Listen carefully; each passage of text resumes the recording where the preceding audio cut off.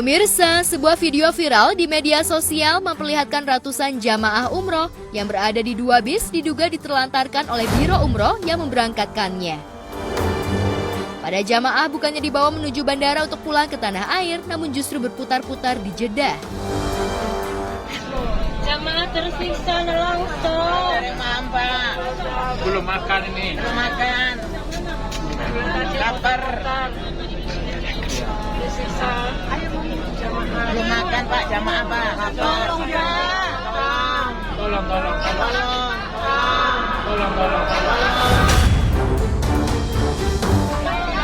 Bantu kami Pak, tolong. Kasihan orang-orang itu, kasihan. Ya, tolong Pak, minta tolong. Minta tolong Pak.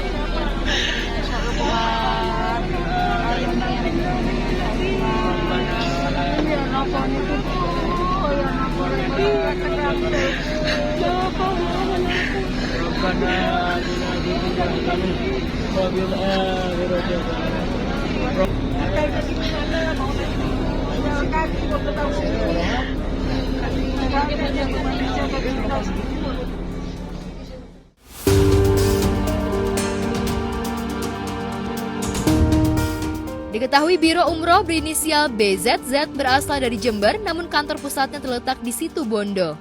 Dari video terlihat sang sopir mengunci pintu bis. Para jamaah pun merasa geram lantaran bis tidak berangkat menuju ke bandara untuk pulang ke tanah air. Diduga pihak Biro Umroh tidak membelikan tiket pesawat untuk pulang. Ya, dengan sikap berani, para jamaah kemudian meminta supir untuk membuka pintu, namun sang supir tidak dapat berkata apapun perihal tujuan dua bis yang membawa para jamaah tersebut. Para jamaah pun merasa sudah diterlantarkan. Buka ayo. Lo buka. Kenapa coy? Buka. Buka. Sabar. Apa ini ya? Biasa lah muda-muda, enggak biasalah. Kayak gitu semua Ustaz aja semua. Astagfirullahaladzim. Muskilnya? Ada? Ngomong sabar, cari tadi sabar nih. Tanggung jawab. Permainan ini. Dari tadi lo putar-putar Madinah, gue tahu. Udah putar-putar serepan kali gak nyampe tujuan. Bener itu. Orang-orang itu banyak yang sakit, iya biar selesai itu loh. Ini maunya apa? Tolong dijelaskan ke jemaah. Banyak yang sakit. Ya, kejadian ini terjadi saat para jamaah akan pulang ke tanah air setelah beberapa hari melakukan ibadah umroh. Merasa dipermainkan, para jamaah kemudian menghubungi pihak Kedutaan Besar Republik Indonesia di Mekah untuk meminta tolong. Beruntung pihak KBRI gerak cepat dan memberi fasilitas hotel untuk menginap, sedangkan untuk kepulangan ke tanah air, para jamaah menggunakan uang pribadi. Kejadian tersebut pun memicu sejumlah selebriti berkomentar dan merasa empati terhadap kejadian yang dialami para jamaah Indonesia.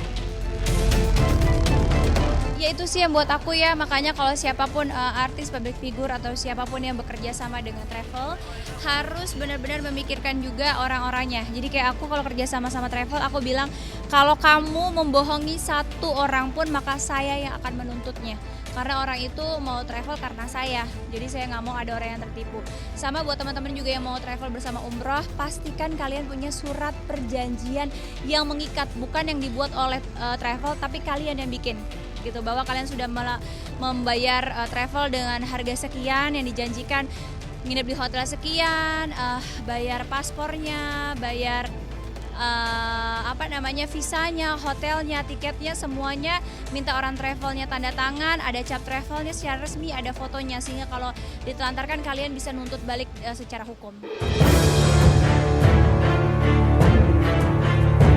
Sejatinya, kecurigaan para jamaah nampak saat mulai awal pemberangkatan dari Jember, di mana di brosur tertera jika berangkat dari Surabaya langsung menuju Jeddah.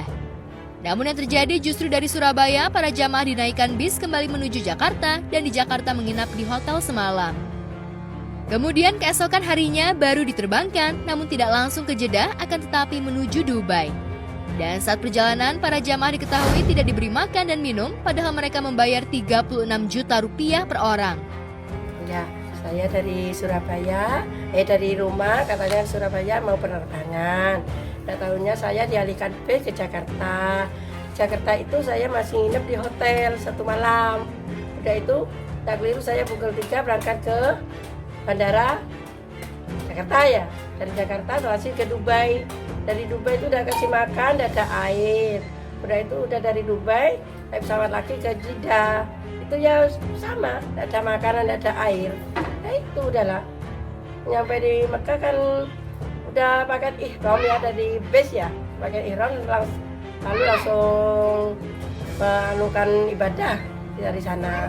Jadi itu makanya peraturannya ya enak dari sana, dari Mekah kan itu yang tidak enaknya dari pesawat. Dapat hotel kalau dari Mekah udah langsung. Ya dari pesawat itu yang tempat tanda makannya. Satu orang 36. Ya. Saya sama Bapak 72. Ya. Daftarnya saya di Putini itu ya. Terus katanya ya tidak tahu, saya katanya setor di pusat gitu.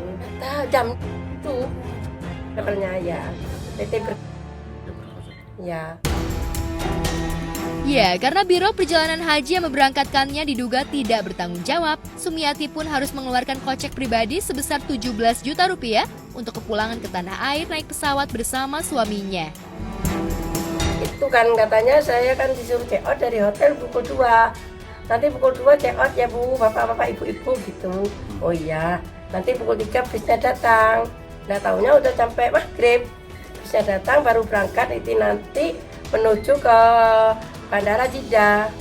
Tidak tahunya mutar-mutar, tidak tahu arahnya saya kemana, tidak tahu. Udah itu pas adanya laporan ke KBRI itu. Kenapa Bu? Tiketnya Tiketnya tidak ada katanya. Udah gitu orang-orang kan udah dapat 2 hari, bingung yang mau pulang, mau beli tiket sendiri. Yang ada yang punya uang langsung ya langsung beli. Itu yang orang Ambulu, yang Pak Gofur tuh langsung pulang. Saya sendiri ya, orang-orang dapat 3 hari yang pulang pula. Saya minta transferan sama anak. Saya 17 ya. Cuma dikasih TL-nya 8,5, anak 8,5 katanya. Tuh. Terus bagi yang tidak ditransfer sama keluarga, Ya tidak tahu saya. tidak pulang ya? Tidak pulang. Saya penting saya pulang, tidak tahu yang sama belakang tidak pulang, tidak ngerti saya. Saat ditemui di kantor BZZ di Kecamatan Balung, Jember, biro yang dikelola Hajah ER terlihat sepi. Diketahui menurut kakak ER, adiknya sedang mengawal jamaah umroh ke Tanah Suci. Sang kakak sendiri mengaku tidak tahu menahu kasus yang dialami biro umroh milik adiknya. Sementara itu, Mustain Bila, Kasih Haji dan Umroh Kementerian Agama Jember membenarkan adanya peristiwa tersebut. Saat ini pihak Kemenak Jember akan melakukan evaluasi dan meminta jamaah umroh untuk lebih selektif memilih biro umroh. Memberitahu itu bahwasanya kita itu harus jelas memilih travel dan lain sebagainya pada masyarakat. Memanggil bironya atau gimana? Ya, itu dari itu nanti dievaluasi itu. Yang jelas dari kami memang dari Jember memang semuanya enggak tahunya setelah mereka butuh berangkat ternyata ada salah satu kepastian 5 pasti itu tidak terpenuhi. Jadi itu merupakan bagi kami kalau seandainya kita tahu sebelumnya maka akan kita beri edukasi dan sebagainya. Pasti pesawatnya, pasti hotelnya, pasti penerbangannya, pasti visanya, pasti hotelnya, terus pasti kepulangan pemberangkatan. Jadi semuanya itu. Jadi kalau kita tahu, kalau itu tidak terpenuhi maka tidak boleh diberangkatkan. Jadi katanya pada informasi yang saya gali itu memang tidak dibelikan. Tiket kepulangan. Iya. Hotelnya gimana? Hotelnya ya itu juga ada yang tidak terpenuhi. Ini sejatinya sudah berapa lama Zam-Zam ini memberangkatkan jamaah itu? Katanya sudah 15 kali Pak ya? Iya, mungkin udah 3 tahunan. Tidak ada masalah? Tidak ada masalah. Cuman sekali ini baru yang sekarang. Apa Pak kira-kira penyebabnya? Ya nggak tahu masalah itu Pak. Ya masalahnya katanya itu kan karena kekurangan di sana lah, gitu lah. Sampai dilaporkan ke KBRI sana. gitu. Kan nggak tahu. Ya itu yang buat aku ya, jadi memang juga ini harus pemerhatian juga, kita harus pintar, jangan tergiur harga lebih murah 1-2 juta tapi malah adanya kerugian. Kenali travel yang memang ada referensi dari orang-orang yang sebelumnya, terus juga cari travel yang memang amanah. Ya aku bilang kita harus cerdas juga ya, sekarang bikin perjanjian kan gampang ya, jadi bikin perjanjian yang kuat di mata hukum juga, itu yang paling penting sih buat aku.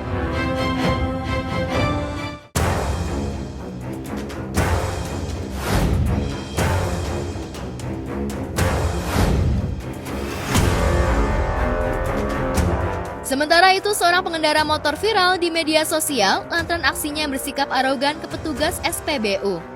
Dalam video yang beredar terlihat pengendara motor tersebut terekam menjambak rambut petugas SPBU.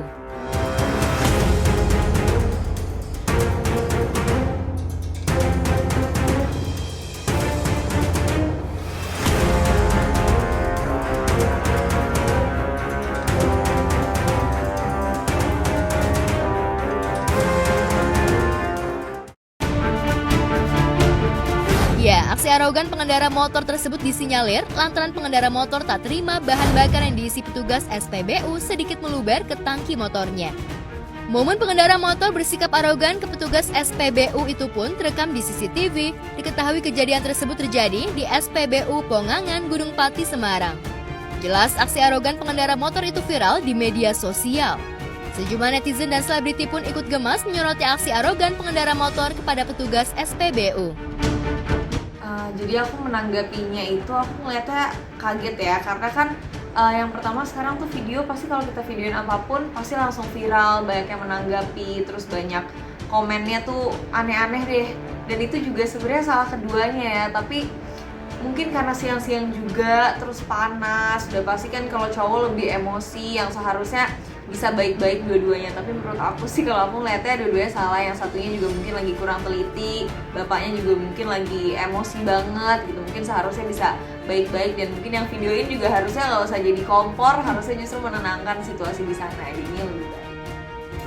Saya nggak pengen ngejudge sih, tapi dari sisi humanisasi maksudnya setiap orang pasti ngelakuin kesalahan yang dalam apapun itu ya, kerja ataupun bersikap dan tata krama segala macam, pasti sedikit ada missing gitu. Dan masalah luber ya bensin itu kan mungkin menurutku hal yang lumrah ya, tinggal kamu ambil tisu, ambil lap, kamu beresin, kamu bersihin lagi, dan semuanya gak bakal ada masalah. Mungkin yang punya motor itu tindakannya terlalu over, nggak terima apa segala macem, dan akhirnya harus terjadi kontak fisik. Yang menurut aku sekarang kontak fisik itu udah gak asik aja sih. Mending kita adu bacot aja, selesai di situ, di tempat, udah kelar, daripada harus adu fisik yang ujung-ujungnya nggak mengenakan buat kita karena harus ribet ke pihak yang berwajib. Di kedepannya menurut aku toleransi di antara kita sama itu lebih ditinggikan, lebih menghargai orang lain, sehingga kalau kamu pengen dianggap menjadi manusia, manusiakan orang lain dulu, baru kamu bakal dimanusiakan sama orang.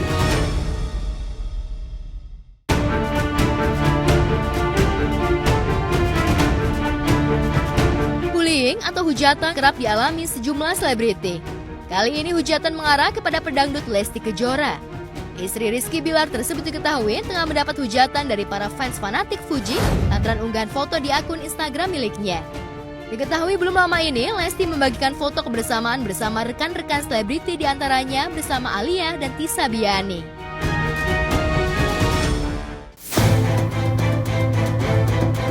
Alih-alih unggah seseorang adalah hak si pemilik akun, namun nyatanya fans garis keras Fuji justru marah dan menilai Lesti pilih kasih. Pasalnya, Lesti tidak mengunggah foto saat bersama Fuji ketika menghadiri salah satu acara beberapa waktu lalu. Lesti sendiri saat ditemui tim Gospot tak menghiraukan hujatan para fans Fuji. Aduh, aku malah nggak tahu. Malah aku nggak tahu apa-apa. Pokoknya udahlah, kita semua saling mendukung, saling mendoakan, nggak usah saling menjelekkan satu sama lain. Sikap tenang Lesti pun begitu terlihat saat menjawab pertanyaan. Lesti sendiri berharap semua bisa damai dan saling support satu sama lain tanpa ada yang menjatuhkan. Terlebih Lesti mengenal Fuji dengan baik. Kita sama-sama ada di industri ini, saling mensupport ya. Kalau mau support idolanya silakan support saja tanpa menjatuhkan teman-temannya yang lain begitu. Diketahui perilaku fans Fuji belakangan memang menjadi sorotan lantaran sebelumnya bermasalah dengan Tisa Biani. Diketahui Tisa sempat mengaku risih lantaran kerap menemukan komentar dirinya dibanding-bandingkan dengan Fuji. Tisa sendiri sempat berkomentar tak ada masalah secara personal dengan Fuji. Hanya sebagai public figure, dirinya perlu bersikap tegar menegur jika ada yang dianggapnya tidak benar.